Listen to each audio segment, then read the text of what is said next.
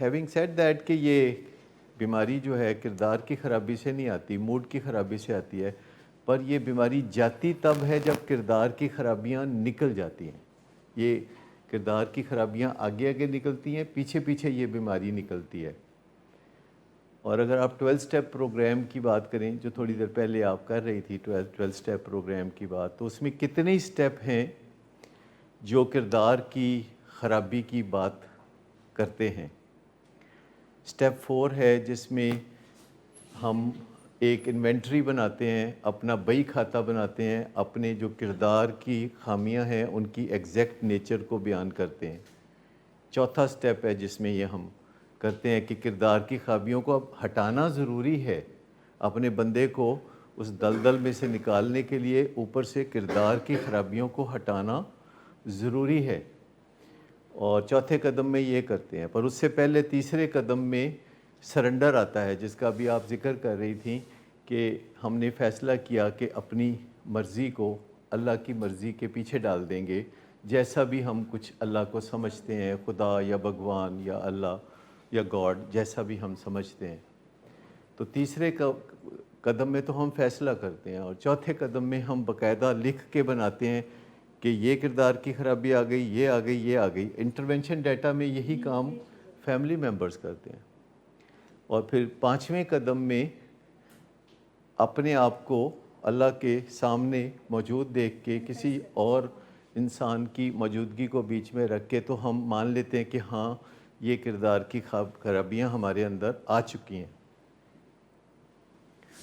اور چھٹے قدم میں پھر وہی بات کہ ہم آمادہ ہو جاتے ہیں کہ اللہ ہماری کردار کی خرابیوں کو دور کر دے. اور ساتویں قدم میں پھر ہم کہتے ہیں کہ یا اللہ ہمارے یہ کردار کی خرابیاں تو ریموو کر دے. اور پھر جن لوگوں سے زیادتی کی آٹھویں قدم میں ان کے ساتھ ہم یہ بات کرنا چاہتے ہیں کہ معافی تلافی ہمارے ساتھ ہو جائے، ہم نے آپ کے ساتھ بہت زیادتیاں کی، اور پہلے ہم مائل ہوتے ہیں اور پھر ہم قائل ہوتے ہیں اور پھر ہم معافی مانگتے ہیں اور پھر ہم نے ان کا جو نقصان کیا تھا وہ پورا کرتے ہیں. اس کے بعد پھر ایک اہم قدم آتا ہے جس میں ہم پچھلی اپنی کردار کی خرابیوں کو دور کر لیتے ہیں، لیکن آگے جو غلطیاں ہم کرتے ہیں ان غلطیوں کو جو ہی ہم محسوس کرتے ہیں کہ ہم سے غلطی ہو گئی تو اسی وقت ہم اس غلطی کو پن پوائنٹ کر کے اپنے آپ میں سے اس غلطی کو ریموو کر دیتے ہیں دیر اینڈ دین. اور یہ ڈیلی پریکٹس بنا لیتے ہیں 10ویں قدم میں ہم کہ ہم کڑی نگاہ رکھتے ہیں اور توبہ استغفار کا ایک معاملہ اپنے ساتھ رکھتے ہیں کہ یہ کام غلط ہے میں نے چھوڑ دیا میری توبہ، اور یہ کام غلط ہے اور میں نے چھوڑ دیا اور میری توبہ.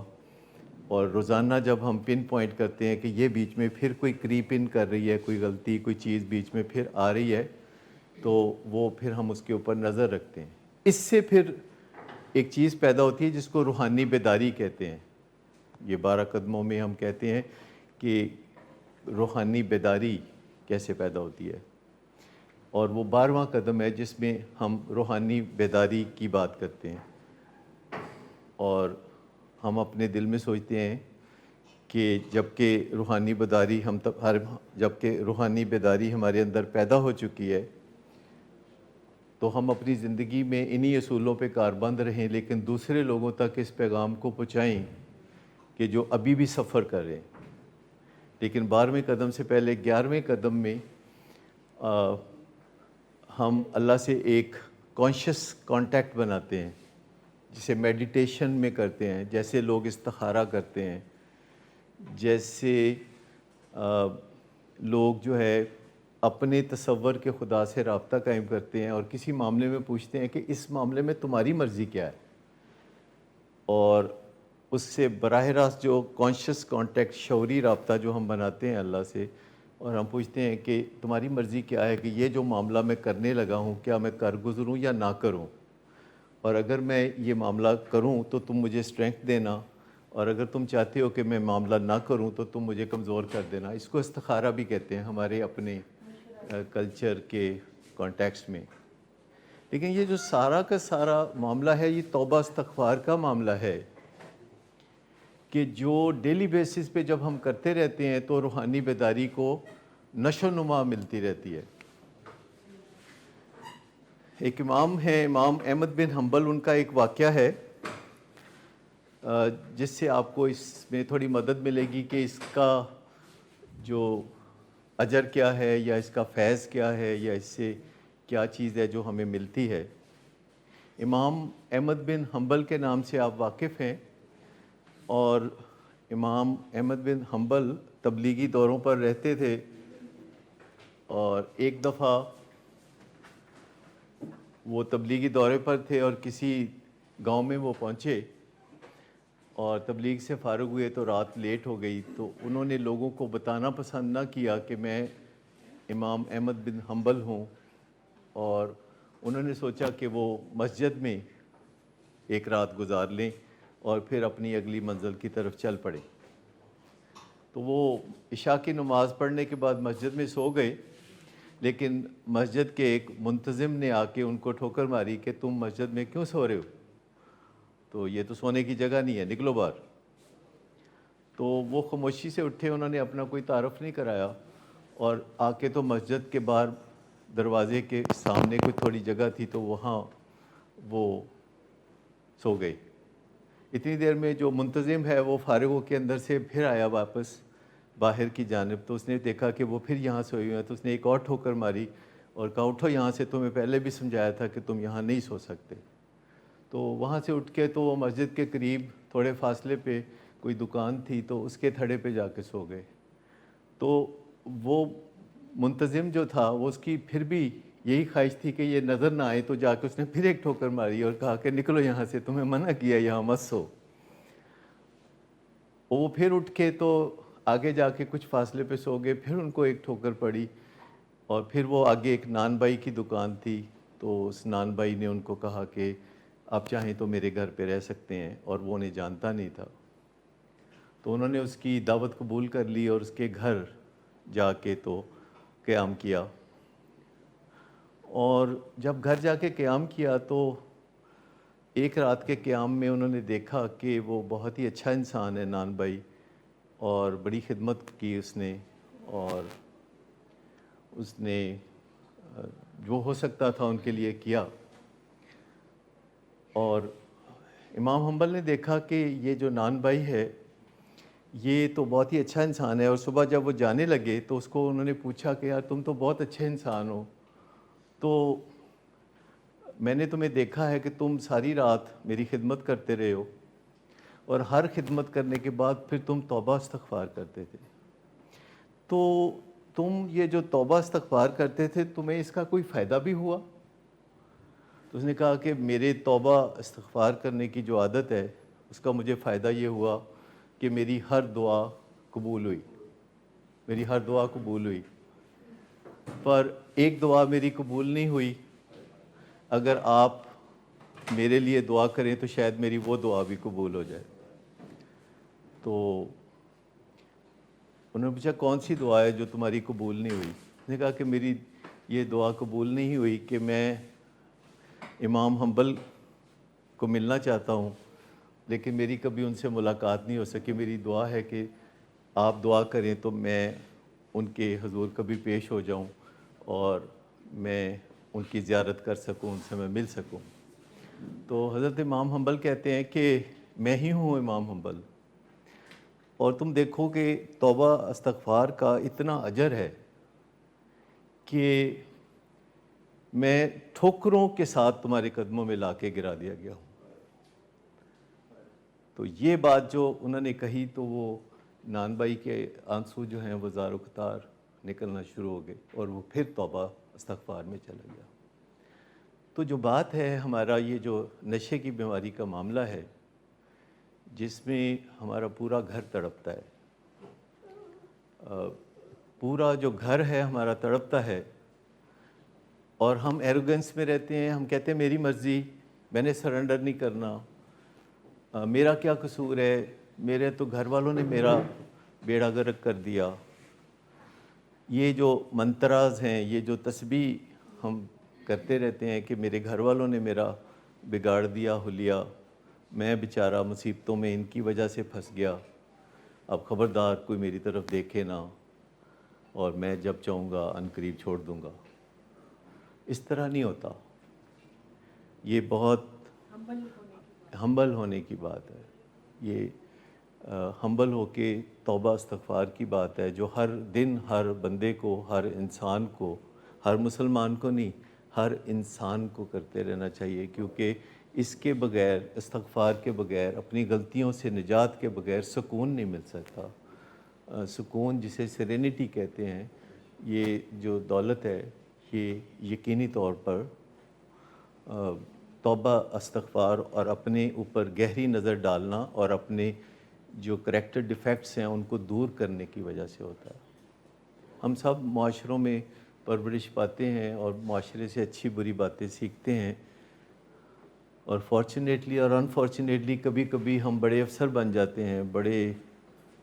امیر بن جاتے ہیں، بہت مشہور بن جاتے ہیں، تو ہمیں لگتا ہے کہ ہم میں کوئی غلطی نہیں ہوگی. لیکن جتنے ہم بڑے ہو جاتے ہیں ہماری غلطیاں بھی پرسونیفائی ہو جاتی ہیں اسی طریقے سے. تو میں آپ کو بتاؤں کہ جب ہم چھوٹے چھوٹے انسان ہوتے ہیں، عام انسان ہوتے ہیں، تو ہم غلطیاں کرتے ہیں تو ہماری غلطیاں بھی چھوٹی چھوٹی ہوتی ہیں. لیکن جب ہم بڑے کینوس پہ آ جاتے ہیں، لارجر دین لائف سائز ہو جاتے ہیں، تو ہماری غلطیاں بھی پرسونیفائی ہو جاتی ہیں، بڑی ہو جاتی ہیں. ہمیں بڑی توبہ استغفار کی ضرورت ہوتی ہے، جو کہ ہمیں ہر وقت ہر لمحہ بہتری کی طرف گامزن کرتی ہے، کیونکہ ہم اپنی گہری نظر جب اندر ڈالتے ہیں، کیونکہ جو باہر دیکھنا ہے وہ زیادہ مشکل نہیں ہے، ہم سب کو اللہ نے بینائی دی ہے، لیکن جب ہم اندر نظر ڈالتے ہیں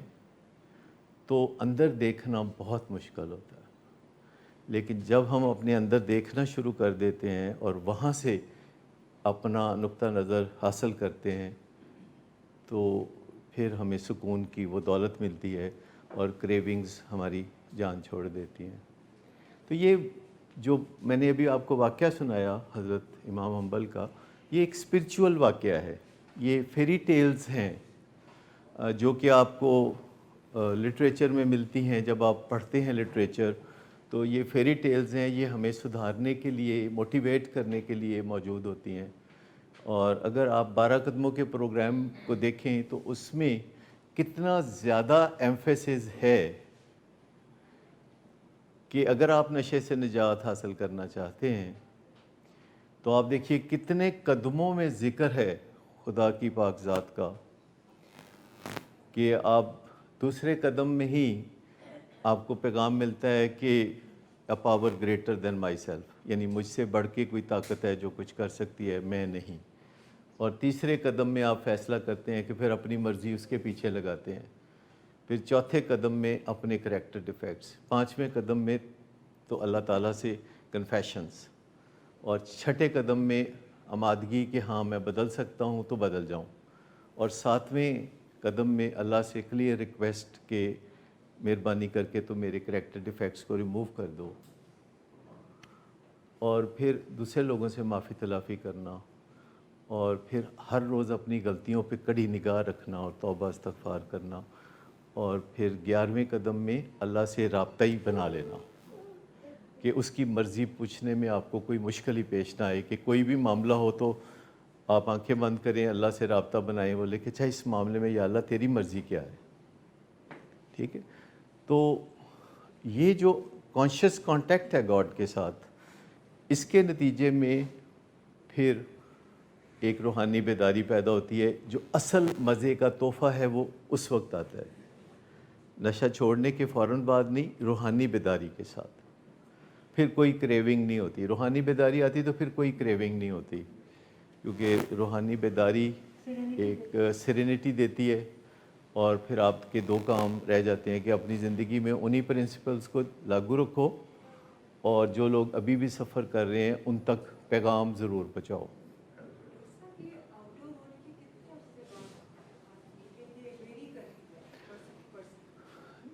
روحانی بیداری کے ایکچولی دو پہلو ہیں. ایک تو بالکل مومنٹری ہوتا ہے کہ کسی ایک لمحے میں لوگ بدل جاتے ہیں. آپ نے سنا ہوگا کہ لوگوں کی زندگیاں کسی لمحے میں ہی بدل جاتی ہیں، اور اس کو ہم اسپرچول ورائٹی کہتے ہیں کہ اللہ نے فضل کر دیا تو کوئی بندہ جیسے چوروں کتب بن گیا. جیسے اس کی ساری زندگی ہی بدل گئی اور واپس پلٹ کے کبھی نہیں دیکھا۔ تو یہ تو نصیبوں کی بات ہے کہ اللہ کا فضل کب ہوتا ہے، تو ہمیں اس کے لیے دعا کرتے رہنا چاہیے۔ لیکن ایک دوسری چیز ہے جسے ہم ایجوکیشنل ورائٹی کہتے ہیں، یہ جس میں سے ہم گزرتے ہیں، یعنی ایسی باتیں کرتے ہیں جو رستہ بنا کے دیتی ہیں، تو اس کو ہم ایجوکیشنل ورائٹی کہتے ہیں۔ ایجوکیشنل ورائٹی میں طے در طے آپ جمع کرتے رہتے ہیں اس قسم کا نالج جو کہ ہمیں اندر سے مصفح کر دے، تو یہ ایجوکیشنل ورائٹی ہے جس میں کوئی تھوڑا وقت لیتا ہے، کوئی زیادہ وقت لیتا ہے، لیکن عموماً سال 2 سال میں جو علائشیں ہیں وہ ہٹ جاتی ہیں اور سیرینٹی آنا شروع ہو جاتی ہے، سیرینٹی اپنی جھلک دکھانا شروع ہو جاتی ہے، اور ہماری جو غرض و غایت ہے دنیا میں ہمیں وہ پتہ چلنا شروع ہو جاتی ہے، اور ہمارے اندر جو ہر وقت ایک کریونگ کی سی کیفیت رہتی ہے، جو امپلس رہتا ہے وہ ٹھنڈا ہو جاتا ہے، اور وہ ہے اصل جرنی جس کے لیے آپ اتنی مشکلات میں سے گزرتے ہیں۔